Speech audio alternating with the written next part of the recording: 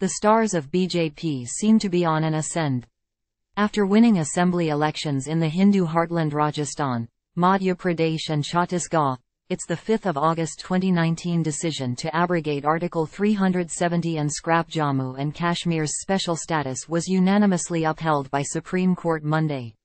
Notwithstanding agony in some, anguish in others and anxiety in few of the erstwhile states' regional parties, ending decades-long debate, the court directed restoration of statehood, at the earliest, and assembly elections by September next. Terming it as only a transitional provision, the CJI-headed 5-judge bench said, Article 370 was a temporary provision to ease J&K's merger with India. The court also endorsed validity to bifurcate the state into 2 union territories, J&K and Ladakh. Adding, J&K does not retain any element of sovereignty after execution of Instrument of Accession and issuance of the 25th of November 1949 proclamation by which Indian Constitution was adopted. Article 370 was a feature of asymmetric federalism and not sovereignty. Hailing it as historic, Prime Minister Modi asserted, the verdict has given new strength to unity and integrity of India and as a beacon of hope, progress and unity. Predictably, Abdullah's NC, Mufti's PDP lamented, our political and legal fight will continue, on hopes that one day in future we will get our lost glory that was snatched from us. As for the anti-BJP opposition India combine, the abrogation could become a thorn in its flesh, beginning with their upcoming seat-sharing talks in Delhi next week. Its J&K partners would want a unified stand despite Supreme Court's verdict.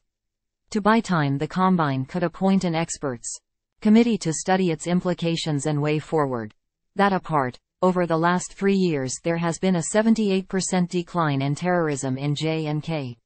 Over 187 terrorists were killed and 111 counter-terror operations were carried out in 2022.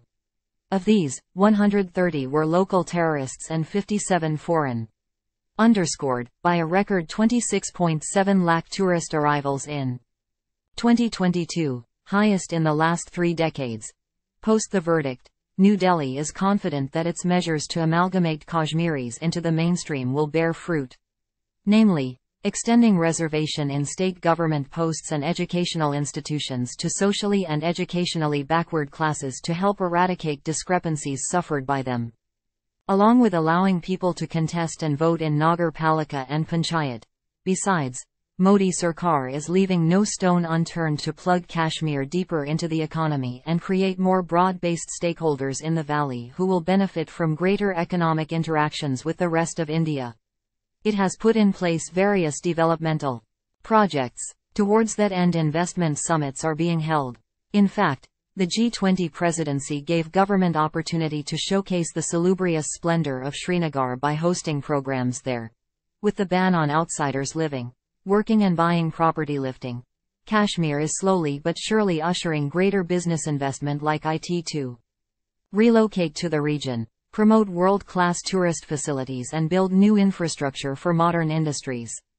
Bollywood, Telugu and Tamil film industries have returned to the region, thereby ushering a new era.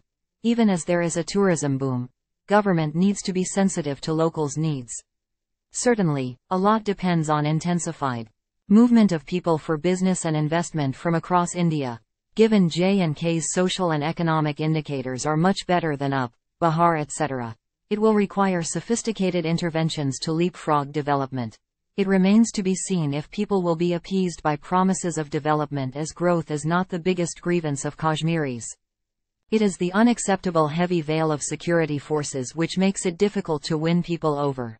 More than more of the same, money, men and muscle. What Kashmir needs is an emotional package, a parcel that will allow Kashmiris, especially youth weaned by Pakistan, to give vent to their grief and frustration, anger and even hatred. A wrap-up, which will treat them with respect, restore their dignity and heal accumulated humiliations. India needs to connect with Kashmiris, despite provocation by Pakistan and its agents, to ensure any emotional connect does not take place and a veil of security. Happily, Srinagar is abuzz with youth strolling down Dal Lake or women shopping at Lal Chowk late at night. BJP and allies are sending student delegations to visit Kashmir and spend time with Gen Next listening to them. Certainly, there will be bad eggs, but one hopes Kashmiris will not spurn a genuine hand of friendship or treat it with violence. For the medium term, government needs to put in place an educational package, not only formal but educating people of Kashmir's reality. Example: Pakistan occupied Kashmir aka Azad Kashmir. Pakistan has sold the idea that Azad Kashmir is really Azad. But this is a lie. Clearly, New Delhi needs to deal with the unfolding situation sympathetically. Think, Kashmir accounts for 15.8% of the area and 54.9% population, Jammu for 25.9% area and 42.9% population, while Ladakh has 2.2% population but 58.3% area. However, when the State Constituent Assembly was constituted, Sheikh Abdullah arbitrarily carved out 43 seats for Kashmir, 30 for Jammu region and 2 for Ladakh. The defunct State Assembly had allocated 46 seats to Kashmir, 37 to Jammu and 4 to Ladakh. Time equals 400 ms, greater than underscoring the stark anomalies in the size of constituencies for the Vidhan Sabha and Lok Sabha. The average number of voters and area per seat in the Kashmir region is far less than that in Jammu and Ladakh. This was rectified by the Delimitation Commission, which allocated 6 more seats to Jammu, totaling 43 seats, and 1 to Kashmir, 47, taking the total tally to 90 seats. Consequently, Jammu, which will now have a greater political say and play in J&K politics, with Supreme Court upholding the abrogation of Article 370, it is time for Modi Shah to arrive at a modus vivendi with locals by gathering lost threads from the baggage of checkered history and keeping one's ears to the ground. What would be the stake and role of J&K and Ladakh in the immediate? The answer lies in the womb of future. The need of the hour is imagination, innovation and impetus. Remember, Kashmir is not a place where destiny seems to shadow events like a madman with a razor in his hand. Nor a toy to be frittered, twisted, discarded or dumped. It is a national issue, which transcends political planks, ideology, philosophy and thesis. Modi has to leave no stone unturned to further its national interests and make Kashmiris truly feel they belong to India. The Kashmiris too need to rise to the occasion. Modi has been promising to abide by his slogan Sabka Saath Sabka Vikas Sabka Vishwas and deliver Jannat in Kashmir's paradise. He needs to take the leap of faith, apply bomb and connect with Kashmiris, plug inequities and injustice and lay a platform for a stronger and cohesive J&K. It remains to be seen if he can get the cherry blossom to truly bloom again and make the Kashmir dream a new reality. It is a long haul to everlasting peace. INFA